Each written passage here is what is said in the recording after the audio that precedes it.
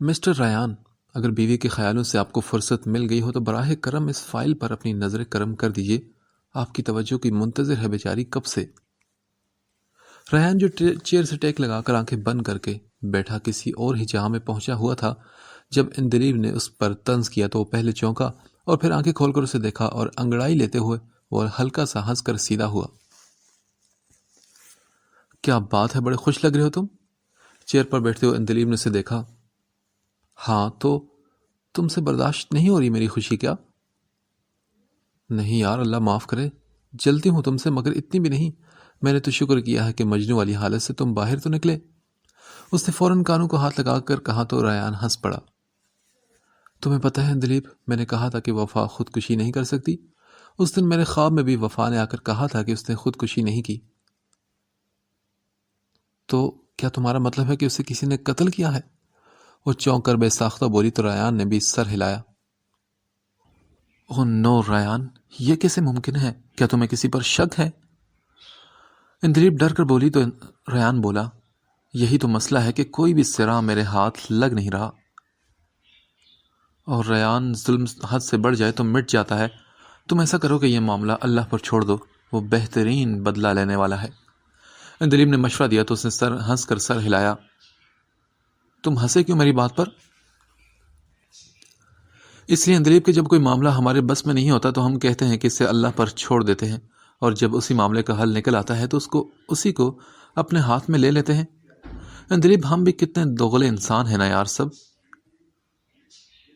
یار ڈراؤ تو مت، میں بہت گناہگار ہوں پہلے سے۔ اندلیب نے منہ بنا کر کہا تو ریان نے سر ہلایا۔ اچھا چھوڑو یار، یہ بتاؤ نا کہ کمل کو کیسے بتاؤں کہ میری اور لیلا کی شادی نہیں ہوئی؟ اس کے چہرے پر میں جیلسی واضح طور پر دیکھتا ہوں۔ کوئی سرپرائز پلان کر لو، اندلیب نے مسکرا کر اسے مشورہ دیا۔ میری برتھ ڈے بھی آ رہی تو کیوں نہ تب کر لوں، ریان نے سوچتے ہوئے کہا اور چیئر گھسیٹ کر اٹھ کھڑا ہوا۔ ہاں یہ ٹھیک رہے گا، اگلے کچھ دن تو تمہارے ویسے بھی بہت مصروف گزرنے والے ہیں تمہارے نیو پروجیکٹ میں۔ دونوں نے باہر کی طرف قدم بڑھائے تھے۔ ریان نے دیکھا کہ کمل کسی کولیگ سے مسکرا کر بات کر رہی تھی۔ اتنا تو اسے پتا تھا کہ کوئی تبادلہ خیال ہو ہی رہا ہوگا، مگر پتہ نہیں کیوں اسے جلن سی محسوس ہوئی۔ بھائی اس کی کمل کسی اور سے کیوں بات کرے؟ کیا کام ہو گیا تمہارا؟ کمل کو دیکھتے اس نے پوچھا تو کمل نے کہا، ابھی کر رہی ہوں نا۔ اوکے، تمہارا آج کے بعد آفس میں کوئی کام نہیں، کل سے تم گھر پر ہی رہو گی۔ قدرے جھک کر ماؤس پر رکھے اس کے ہاتھ پر ہاتھ رکھ کر اس کے کان کے پاس بہت سنجیدگی سے بولا تھا۔ کمل نے ساکت نگاہوں سے اس کے گرم اور مضبوط ہاتھوں کا لمس محسوس کیا۔ وہ پلٹ کر اسے دیکھ بھی نہیں سکتی تھی کہ اس کا چہرہ ریان کے چہرے سے ٹکرا جاتا۔ کیا اب مجھے ساری زندگی آپ کے حکم ماننے ہوں گے؟ اپنی بدلتی کیفیتوں پر قابو پانے کی کوشش کرتے ہوئے خفگی سے بولی، مگر آواز میں لرزش واضح تھی۔ نہیں، تمہیں اپنی مرضی کرنے کا پورا حق حاصل ہے، مگر مجھے بھی جواباً سارے حقوق چاہیے۔ ریان نے سر ہلا کر اسے سنجیدگی سے جواب دیا تو کمل کی ریڑھ کی ہڈی میں سنسناہٹ سی محسوس ہوئی۔ اس کے دل کی دھڑکن ایک دم تیز ہوئی۔ بولو کمل، کیا تمہیں منظور ہے؟ وہ ابھی بھی سرگوشی نما آواز میں بولا۔ اس کی آواز اور لہجے میں کوئی شوخی یا مذاق نہیں تھا، بہت سنجیدگی تھی۔ کمل کا دل تھا کہ پسلیاں توڑ کر باہر آنے کو بہتاب تھا۔ اس کے چہرے کے رنگ بدل رہے تھے۔ ریان کی گرم سانسیں اسے چہرے پر محسوس ہو رہی تھی۔ اس کی ساری ہمت، سارا کانفیڈنس ہوا ہو چکا تھا۔ سر کیا کر رہے ہیں آپ؟ سارے لوگ دیکھ رہے ہیں۔ وہ بولی بھی تو فقط اتنا، اور ریان کے لبوں پر ہلکی سی مسکراہٹ بکھر گئی۔ ہاں تو سب کو پتا ہے کہ تم میری بیوی ہو۔ وہ ڈھٹائی سے ویسے ہی وہاں جھک کر کھڑا رہا۔ کمل کے چہرے پر پسینے کے ننھے ننھے قطرے آ چکے تھے۔ ریان نے دیکھا کہ اس کی کان جیسی آنکھوں میں خوف سے ابھرا ہو۔ اس کے لبوں سے ہی لگ رہا تھا کہ وہ کچھ کہنے کی ہمت کر رہی ہے۔ ٹھیک ہے، میں کل سے آفس نہیں آؤں گی۔ ریان نے اس کے منہ سے پھول جھڑتے دیکھے تھے۔ کمل اس کے ہاتھ سے اپنا ہاتھ نکالنے کی کوشش کر رہی تھی۔ یعنی میری ہر بات مانو گی؟ کمل نے گھمبیر آواز میں پوچھا تو کمل نے آہستگی سے سر ہلایا۔ ٹھیک ہے، تم ایسا کرو کہ تم ابھی گھر چلی جاؤ پھر۔ وہ پیچھے ہٹتا ہوا بولا تو کمل نے گہری سانس خارج کی اور اٹھ کھڑی ہوئی۔ ریان نے اس کا دوپٹہ پکڑا تو اس نے دھڑکتے دل کے ساتھ مڑ کر دیکھا۔ مجھے نہیں پتا تھا کہ میں تمہیں دیکھ کر ٹین ایجر کیوں بن جاتا ہوں کنول، مگر تمہاری آنکھیں مجھے بہکنے پر مجبور کر دیتی ہیں۔ ٹشو سے اس کے چہرے پر آئے پسینے کے ننھے قطروں کو صاف کرتے ہوئے اسے دیکھ کر کہہ رہا تھا۔ کنول کا چہرہ انتہائی سرخ ہو چکا تھا۔ ٹھیک ہے، اب جاؤ۔ ریان نے اسے جانے کا اشارہ کیا تو اسے بھاگ کر باہر کی طرف لپکی، گویا کسی پرندے کو آزادی کا پروانہ جیسے مل جائے۔ حزیمہ آپ کیسی ہے؟ رمیز نے ہبا سے اس کے بارے میں پوچھا۔ بھائی وہ آپ کافی بہتر ہے۔ اوکے، تو اس کے سر کا زخم کیسا ہے، ٹھیک ہوا؟ اپنا لیپ ٹاپ بند کرتے ہوئے رمیز نے پوچھا۔ جی بھائی، ہو گیا ہے ٹھیک۔ بھائی ایک سوال پوچھوں آپ سے؟ اس نے رمیز کو دیکھا تو رمیز نے اس کی بات پر سر ہلایا۔ بھائی آپ کو کبھی بھی غصہ کیوں نہیں آیا؟ وہ سنجیدگی سے بولی تھی۔ دیکھو گڑیا، غصہ تو ہر انسان کو آتا ہے نا۔ غصہ نہ آئے تو یہی سمجھو کہ انسان ہر احساس سے عاری ہے۔ ہاں، میں غصے پر ضبط کرنا چاہتا ہوں کیونکہ مجھے معلوم ہے کہ غصہ تھوڑی دیر بعد ختم ہو جائے گا، مگر اس کے اثرات کبھی ختم نہیں ہوتے۔ غصے میں انسان اکثر بہت غلط سلط بول جاتا ہے، مگر غصہ اترتے ہی اسے احساس ہوتا ہے کہ یہ کیا کر دیا میں نے۔ ساری زندگی پچھتانے سے بہتر ہے کہ بندہ وہ چند لمحے صبر کر لے۔ ہماری بربادی کوئی دوسرا نہیں کرتا بلکہ ہمارا غصہ ہی کرتا ہے۔ اس کے سمجھانے پر ہبا نے سر ہلایا اور پھر وہ بولی، اور بھائی کسی جذباتی اور غصے کی روح میں بہہ کر کچھ بھی کہہ دینے والے انسان کو دوسرا موقع دینا چاہیے کیا؟ رمیز ہی اس کا وہ استاد تھا جو اس کی ہر الجھن سلجھا دیتا تھا، اس لیے وہ اس سے ساری بات شیئر کرنا چاہتی تھی۔ اگر تم مجھ سے رائے لینا چاہتی ہو تو میں کہوں گا نہیں۔ جو انسان غصے میں کچھ بھی کر سکتا ہے تو اگلی بار کا غصہ پہلے سے زیادہ ہوتا ہے اس کا پھر۔ اور جذباتی انسان زندگی میں صرف پریشانیاں ہی سمیٹتا ہے بیٹا۔ وہ سنجیدگی سے بولا تو ہبا نے سر ہلایا۔ وہ اس سے سوالوں کی پوچھ گچھ کی وجہ اس لیے نہیں پوچھ رہا تھا کہ وہ اکثر ایسے سوال پوچھتی تھی۔ بھائی کیا زندگی میں کمپرومائز یعنی سمجھوتا کرنا کتنا ضروری ہے؟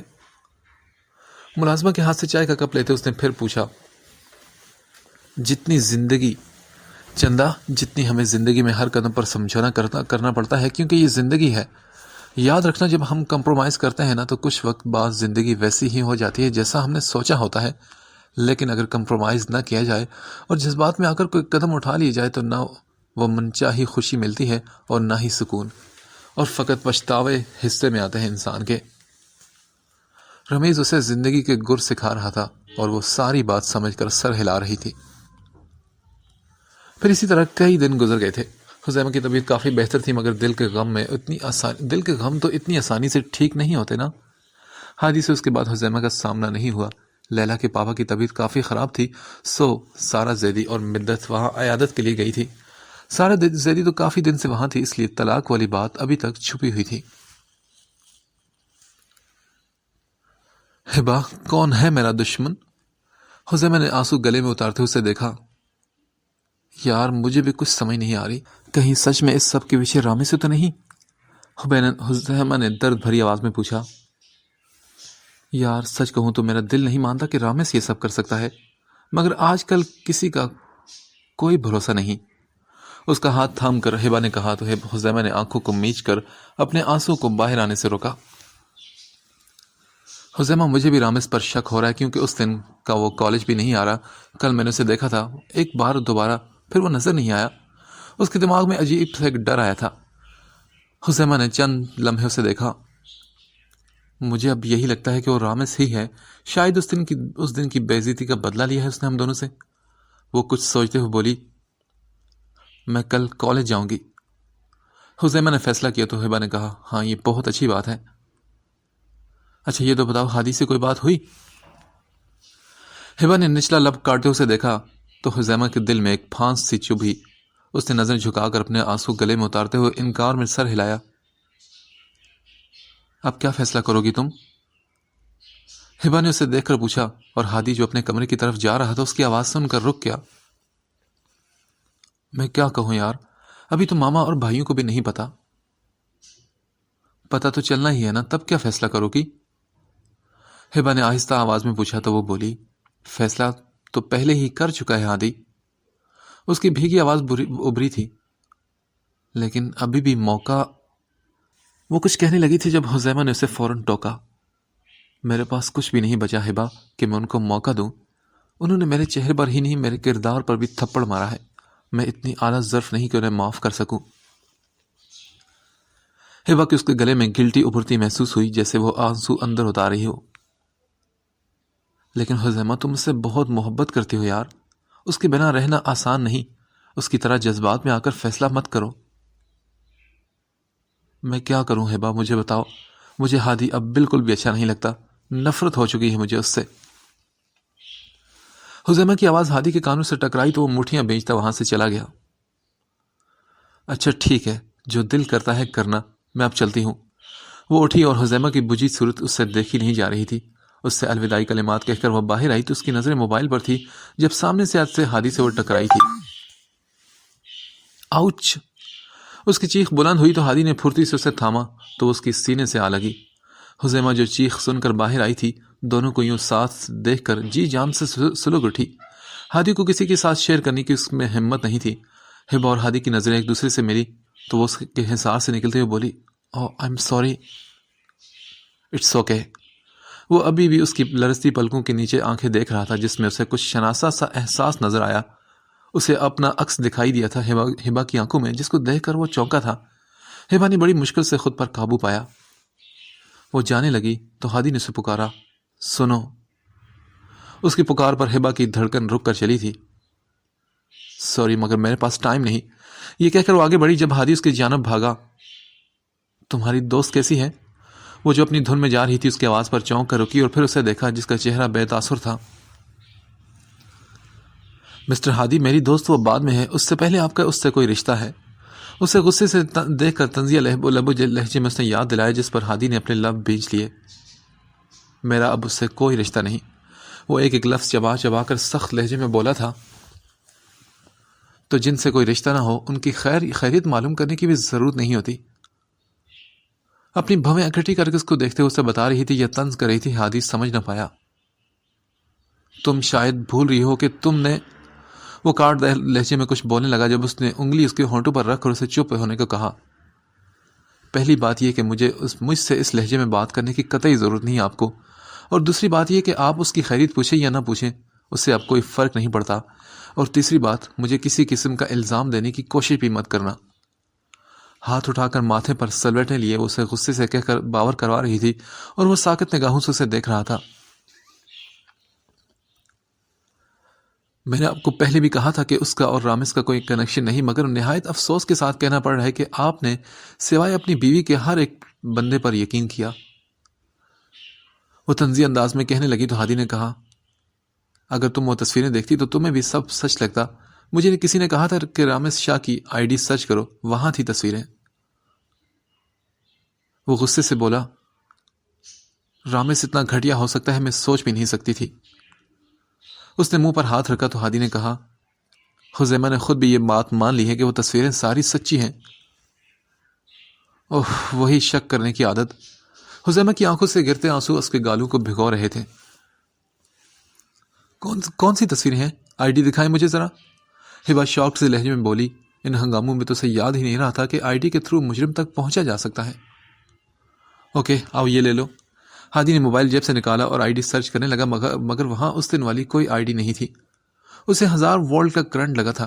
وہ بار بار بےتابی سے سرچ کر رہا تھا۔ رامز شاہ کی باقی IDs کو بھی سرچ کیا مگر وہ ویڈیوز اور پکس اسے کہیں نہ ملی۔ "وہ ID تو اب نہیں ہے، شاید کسی نے اکاؤنٹ ڈیلیٹ کر دیا ہے." وہ شاکڈ سا ہو کر ہبا کو دیکھنے لگا۔ "کیا مطلب؟ ایسا کون کرے گا؟" وہ چونکی تھی کیونکہ یہ معاملہ سنگین ہوتا جا رہا تھا۔ "شاید رامز نہیں؟ مجھے اس بدنیت سے یہ امید ہرگز نہیں تھی." ہادی اب جھنجھلا کر کہنے لگا، "وہ تو پھر بھی آپ سے اچھا ہی نکلا مسٹر ہادی، کم از کم اس نے تصویریں تو ڈیلیٹ کروا دی۔ کیا آپ کو ایک بار بھی خیال آیا کہ جس لڑکی سے آپ محبت کرتے ہیں اس کی تصویروں کو ایک زمانہ دیکھ رہا ہے؟ ایک بار بھی آپ نے ان تصویروں کو ریموو یا اکاؤنٹ کو بلاک کرانے کی کوشش کی؟ بائیں ہاتھ کا کھیل تھا آپ کے لیے۔ حزیمہ تو عزت تھی نہ آپ کی بلکہ محبت بھی." ہبا نے کڑواہٹ بڑے لہجے میں کہا اور اسے اس کی اصلیت دکھائی۔ اسے بہت کچھ جتاتی نظروں سے دیکھا تو ہادی نے اسے دیکھا، وہ ٹھیک ہی تو کہہ رہی تھی، اسے یہ خیال کیوں نہیں آیا؟ "یہ کیوں ڈیلیٹ کروائیں گے ہبا؟ میں تو ایک بد کردار لڑکی ہوں نا، جس کی پکچرز کو ہزاروں نے دیکھا۔ ہبا یہ شخص مجھ سے محبت کا دعویٰ کرتے تھکتا نہیں تھا، اور جب مشکل وقت آیا تو تسلی دینے کے بجائے مجھے طلاق دے کر چلا گیا۔ بھیگی آواز میں حذیمہ نے اس کی طرف اشارہ کرتے ہوئے کہا، تو کیوں چکر چلایا تھا تم نے رامز سے؟ ہاں؟ حذیمہ کے طنز پر وہ سیخ پا ہو کر چلایا تھا۔ ہبا نے افسوس سے اسے دیکھا، یہ انسان اس قابل نہیں تھا کہ اسے دوسرا موقع دیا جاتا۔ میں رامز سے چکر چلاؤں یا رمیز سے، تمہیں کیا؟ اس کے لہجے سے نفرت چھلک رہی تھی، اور یہ اجنبیت ہادی کو تڑپا رہی تھی۔ دیکھ لو، اب بھی تم شرمندہ ہونے کے بجائے ڈھٹائی سے کہہ رہی ہو تم۔ حذیمہ پلیز بس کرو، تمہاری طبیعت خراب ہو جائے گی، جاؤ یہاں سے، چھوڑو اس فضول بحث کو۔ ہبا نے فوراً حذیمہ کو کول ڈاؤن کرنا چاہا۔ نہیں، تم پریشان مت ہو، تم جاؤ گھر اور پہنچ کر مجھے انفارم کر دینا۔ ہبا نے اسے دیکھا تو وہ سر ہلا کر جانے لگی، مگر ہادی کی آنکھوں کا درد اسے بے چین کر گیا تھا۔ تم اپنا فیصلہ بدلو گی نہیں تو ساری زندگی رو گی تم حذیمہ۔ وہ اندر جانے لگی تو ہادی نے اس سے کہا، ہاں ہادی، پہلے میں روتی رہی کیونکہ کیوں چھوڑا تم نے مجھے، مگر آج احساس ہوا کہ اچھا ہی ہوا کہ تم نے مجھے چھوڑ دیا۔ تم جیسے گھٹیا سوچ والے انسان کے ساتھ میں ساری زندگی کیسے گزارتی؟ ماما کل واپس آئیں تو میں ان کی ساری حقیقت بتلا دوں گی، اور جو ذرا سی بھی ہمارے رشتے کی ڈور جڑی ہے وہ اب میں توڑ دوں گی۔ تم نے رشتہ توڑا، مگر اب میں چھوڑوں گی۔ یہ کہنا آسان نہیں تھا، مگر اب یہ سب ضروری ہو چکا تھا۔ جس سے محبت ہو اسے چھوڑنا آسان نہیں ہوتا، پور پور اذیت میں ڈوب جاتا ہے، اور وہ انسان سدھرنے کے بجائے مزید بگڑتا جاتا ہے۔ تم مجھے چھوڑو گی؟ تم؟ وہ اسے دیکھتے ہوئے ہنس کر کہنے لگا تو حذیمہ کو اس کی بات پر تکلیف ہوئی۔ کچھ دن پہلے یہ شخص اس کی کل متاع حیات تھا۔ تم یہیں رہنا، میں ابھی آتا ہوں۔ یہ کہہ کر وہ کمرے میں گیا اور الماری سے لفافہ نکالا اور اس میں سے کاغذ نکالے۔ یہ طلاق کے پیپرز وہ 2 دن پہلے لایا تھا۔ ان پر سائن کرتے ہوئے اس کے ہاتھ باقاعدہ کانپ رہے تھے اور دل تڑپ رہا تھا۔ جی قبول ہے، قبول ہے۔ نم آنکھوں کو رگڑتے ہوئے الماری کی طرف آیا اور کچھ نکال کر اس پر سائن کیے اور پھر باہر آیا۔ حذیمہ کسی ننھے بچے کی طرح وہیں کھڑی تھی۔ یہ لو، یہ رہا تمہارا اعمال نامہ۔ ہادی نے طلاق کے پیپرز اس کے منہ پر مارے تھے۔ اور میں تمہیں طلاق دیتا ہوں۔ وہ یہ کہہ کر مسکرا رہا تھا اور حذیمہ بے یقینی سے اسے دیکھ رہی تھی۔ اسے لگا تھا کہ ہادی مر جائے گا، مگر وہ ہنس رہا تھا۔ اس نے کب سوچا تھا کہ وہ واقعی یہ سب کر دے گا؟ اس نے تو سوچا تھا کہ وہ اسے معاف کر دے گی، مگر اس شخص نے اس کے تابوت میں آخری کیل بھی ٹھونک دی تھی۔ گڈ بائی مس حذیمہ، اور ہاں یہ رہا تمہارا حق مہر بھی۔ اب رامز چھوڑ، رمیز چھوڑ، جس مرضی کے ساتھ چکر چلاؤ، میری طرف سے تم آزاد ہو۔ وہ ایک چیک اس کے ہاتھ پر رکھتا لمبے لمبے قدم بھرتا وہاں سے چلا گیا تو حذیمہ گھٹنوں کے بل گرنے کے انداز میں بیٹھی۔ وہ پھٹی پھٹی نگاہوں سے ان پیپرز کو دیکھ رہی تھی جنہوں نے اس کی دنیا اجاڑ دی تھی۔ کبھی کچھ ایسے ہی کاغذات نے اسے زندگی سے محبت کروائی تھی، مگر آج ایسے ہی کاغذات نے اس کی دنیا اجاڑ دی تھی۔ لیکن ایسا کیوں ہوا؟ اس نے آسمان کی طرف دیکھ کر درد بھری آواز میں کہا۔ اپنا سر فرش پر رکھ کر اذیت ناک آواز میں رو پڑی۔ اب وہ ٹوٹ کر بکھر گئی تھی اور ہادی اس کے وجود کو کانچ کے ٹکڑوں پر پھینک گیا تھا۔ اس کا وجود اب شعلوں کی لپیٹ میں تھا۔ یہاں چاہتوں کا صلہ نہیں، یہاں چاہتوں کا صلہ نہیں، یہاں دوستی کا مزہ نہیں، یہاں جانے کیسی ہوا چلی ہے، رہی دوستوں میں وفا نہیں، یہاں جل گیا میرا آشیاں، مگر ابھی بادلوں کو پتہ نہیں، تیرے در پہ دستک دے سکوں، تیرے در پہ دستک دے سکوں، یہ حق تو تم نے دیا نہیں، میں راہی ہوں راہ امید کا، مجھے منزلوں کا پتہ نہیں، بے بس ہوں جہاں میں اس قدر جیسے میرا کوئی خدا نہیں، میری سادگی میرا جرم ہے، کوئی اور میری خطا نہیں، میری سادگی میرا جرم ہے، کوئی اور میری خطا نہیں۔ ریان جب گھر آیا تو کنول کچن میں تھی۔ اسے دیکھ کر وہ مسکرایا تھا۔ کتنے عرصے بعد آج یہ کچن اس کے گھر والی نے دیکھا تھا۔ اس سے سلام دعا کی تو کنول نے سر ہلا کر جواب دیا تو ریان کو اس کے چہرے پر بکھرے رنگ بہت دلچسپ لگے۔ یار پانی تو پلا دو۔ ریان نے اسے پانی مانگا تو اس نے پلٹ کر گلاس میں پانی ڈالا اور اس کی طرف بڑھا دیا۔ دونوں کی انگلیاں آپس میں ٹچ ہوئی تو کنول نے جلدی سے ہاتھ پیچھے کیا۔ ایسا کرو کہ کھانا لگاؤ، میں فریش ہو کر آتا ہوں۔ وہ اس کے سرابے سے نظر چراتا کمرے میں چلا گیا۔ یہ کیا ہو گیا ان کو؟ کنول نے منہ بنا کر اسے دیکھا. اس کا یہ روپ اس نے کب دیکھا تھا؟ وہ کمرے میں آیا تو شاور لے کر بیڈ سے ٹیک لگا کر بیٹھ گیا. وہ اگلا لاہ عمل طے کر رہا تھا کہ کنول کو ساری حقیقت کیسے بتانی ہے اور لیلا سے کیسی جان چھڑانی ہے. کچھ ہی دیر میں کنول دروازہ کھٹکھٹا کر کمرے میں آئی. اس کمرے میں وفا اور ریان کی کافی پکچرز لگی تھی. ریان کی نظریں ان میں سے ایک تصویر پر تھی جہاں وہ وفا کو ایک آدھ کھلی گلاب کی کلی دے رہا تھا اور وہ سرخ فراق پہنے منہ پر ہاتھ رکھے اس سے لے رہی تھی. کنول یہ منظر دیکھ کر جی جان سے جل اٹھی.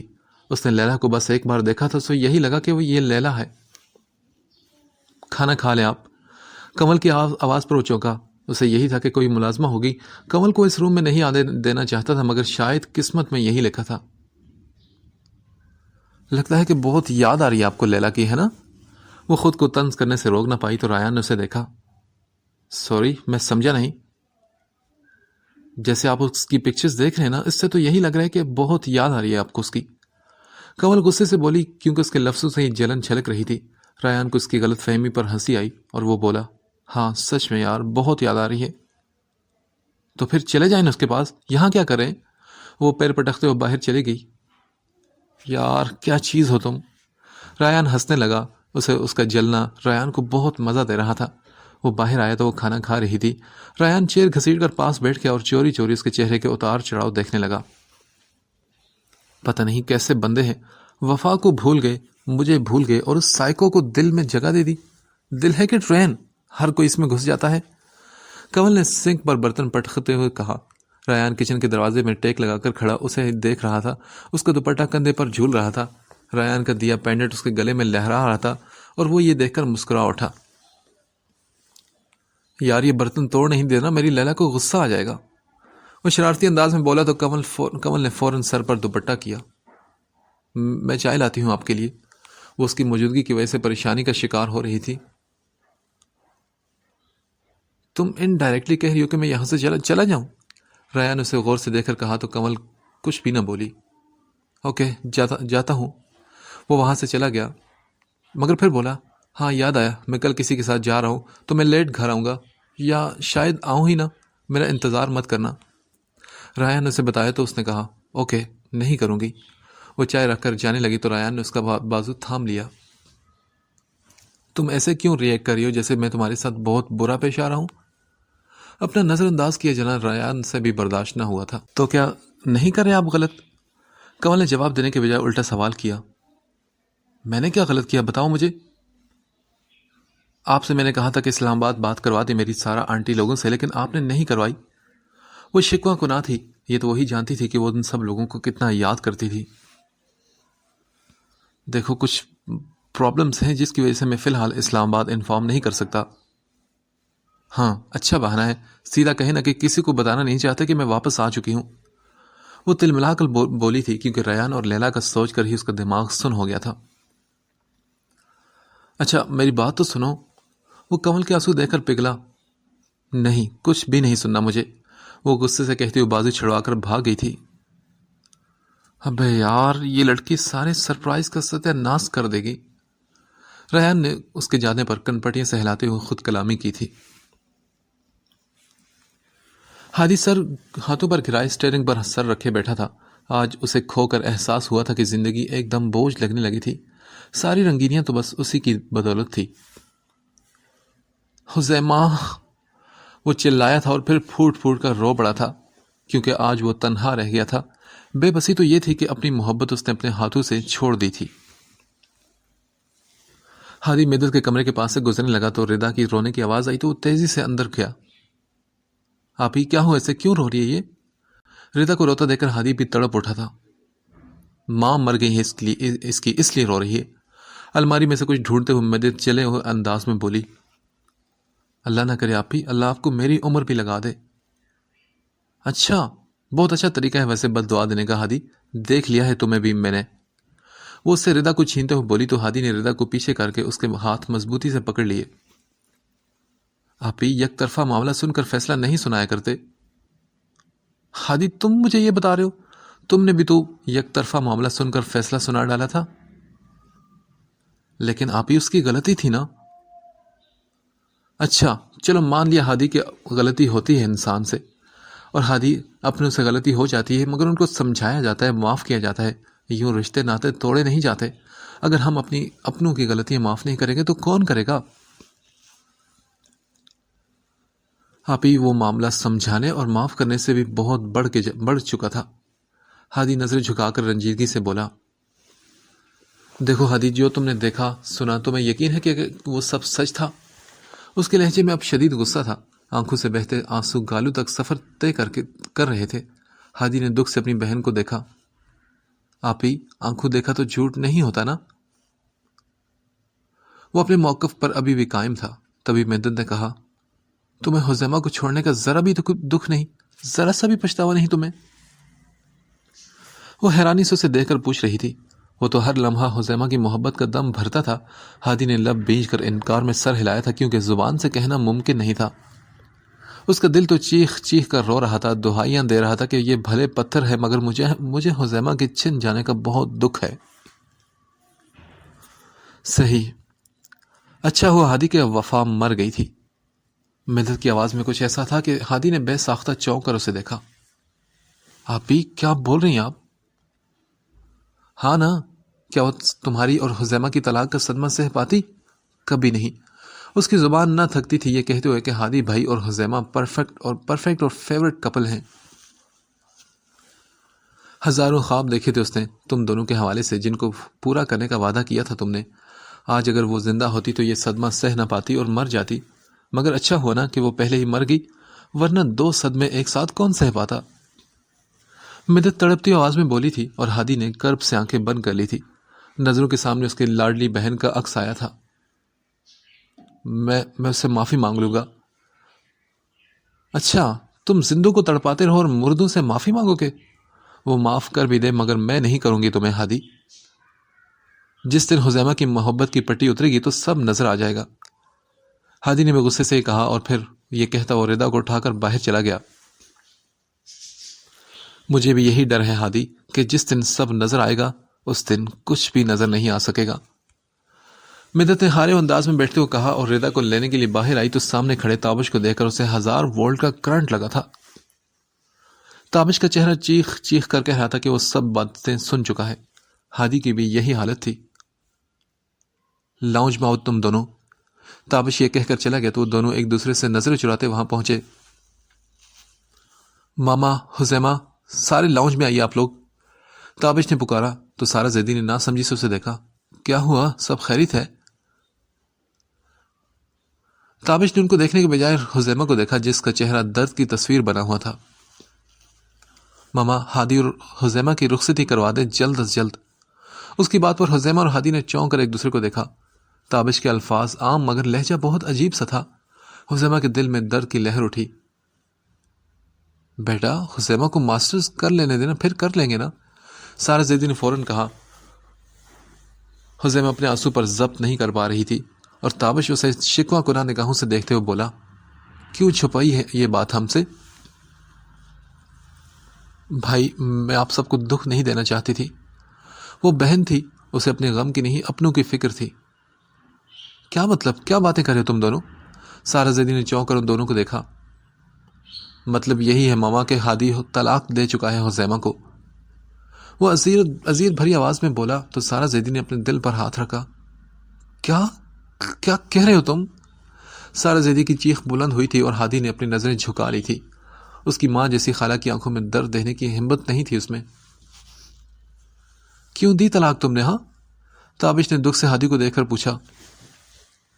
آپ کی بہن نے مجبور کیا تھا مجھے، وہ کڑواہٹ سے بولا تو حذیمہ نے سب اس کے گوش گزار کیا اور سب سن کر سکتے میں آگے۔ کاش تم حذیمہ پر یقین رکھتے، گھٹیا انسان، تم نے اتنے مضبوط رشتے کو پل بھر میں توڑ دیا۔ تابش غصے سے دھاڑا تھا، سبھی خاموش تھے کیونکہ ان کے گھر کا شیرازہ بکھر گیا تھا۔ تو میں کیا کرتا؟ کوئی بھی غیرت مند ایسی عورت کو زندگی میں عزت بنا کر نہیں رکھ سکتا، ہادی کاٹ دار لہجے میں بولا۔ حذیمہ کوئی نہیں، سب کو یہ الفاظ کسی تمانچے کی طرح لگے تھے۔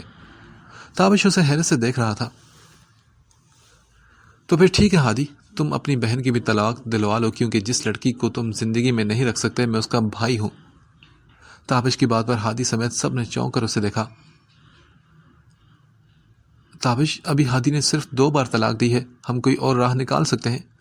مدت نے امید بری نظروں سے تابش کو دیکھتے ہوئے کہا، دے چکا ہے، تیسری طلاق بھی آپ کا بھائی؟ حذیمہ کی اذیت ناک آواز اس کے کانوں میں گونجی تھی۔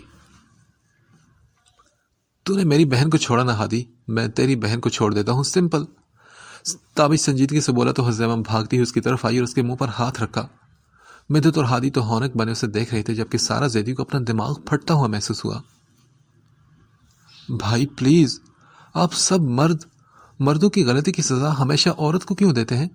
آپ ہی کا اس سب میں کیا قصور؟ ان کی اتنے سالوں کی محبت پیار کو آپ پل بھر میں بھول گئے کیا؟ آپ اگر ان کو چھوڑ دیں گے تو کیا مجھے میری روٹھی خوشیاں مل جائیں گی؟ آپ کیوں کم ظرف ہونے کا ثبوت دے رہے ہیں؟ آپ ہی کو چھوڑا تو میں وفا کی طرح دنیا چھوڑ جاؤں گی یا کنول کی طرح گھر کو؟ ہادی کو تو کوئی فرق نہیں پڑے گا اس طلاق سے، مگر آپ تینوں کی زندگیاں برباد ہو جائیں گی بھائی۔ جو ہوا وہ میری قسمت میں تھا۔ حذیمہ یہ کہتے ہوئے بھائی کی سینے سے لگ کر سسک اٹھی تھی۔ تابش کی آنکھ سے بھی آنسو گر کر اس کے بالوں میں جذب ہو گئے۔ کیوں کیا تم نے ایسا ہادی؟ سارا زیدی بھی پل بھر میں بوڑھی ہو گئی تھی۔ ان کی شکوہ کنہ نگاہوں نے ہادی کو بہت دکھی کر دیا تھا۔ بس حذیمہ، آئندہ تم اس بے وفا بے قدر انسان کے لیے آنسو نہیں بہاؤ گی۔ ماما، اگر آپ چاہتی ہیں کہ مدد آپ کی بہو رہے تو آپ سب کو میری بات ماننی ہوگی۔ تابش نے ان کو دیکھ کر کہا۔ ہاں بولیں۔ ہادی اپنی بہن کا گھر بچانے کے لیے کچھ بھی کر سکتا تھا، اس لیے وہ فوراً بولا۔ ہادی، تمہیں یہ گھر چھوڑ کر جانا ہوگا۔ تابش کے فیصلے پر سب نے چونک کر اسے دیکھا تو سارا زیدی نے کہا، ابھی میں زندہ ہوں، کل ناشتے کے وقت فیصلہ سناؤں گی، کوئی ریان کو مت بتانا۔ سارا زیدی نے یہ کہا، ان کا دل بہت ٹوٹا تھا، مگر ابھی سمجھداری سے چلنا تھا۔ ہادی وہاں سے چلا گیا تو حذیمہ ماں کے گلے رکھ کر رو پڑی اور کہا، ماما، میں واقعی بے قصور ہوں۔ سارا زیدی نے بنا کچھ کہے اسے خود میں سمیٹ لیا تو تابش نے آگے بڑھ کر اس کے سر پر ہاتھ رکھا۔ مدت کو اپنا آپ اجنبی سا لگا تو وہ بھی وہاں سے چلی گئی۔ جو ہم سے منسلک ہوئی کچھ کہانیاں اور تھی، جو ہم سے منسلک ہوئی وہ کہانیاں اور تھی، جو دل کو باز پیش آئی وہ داستاں اور ہے۔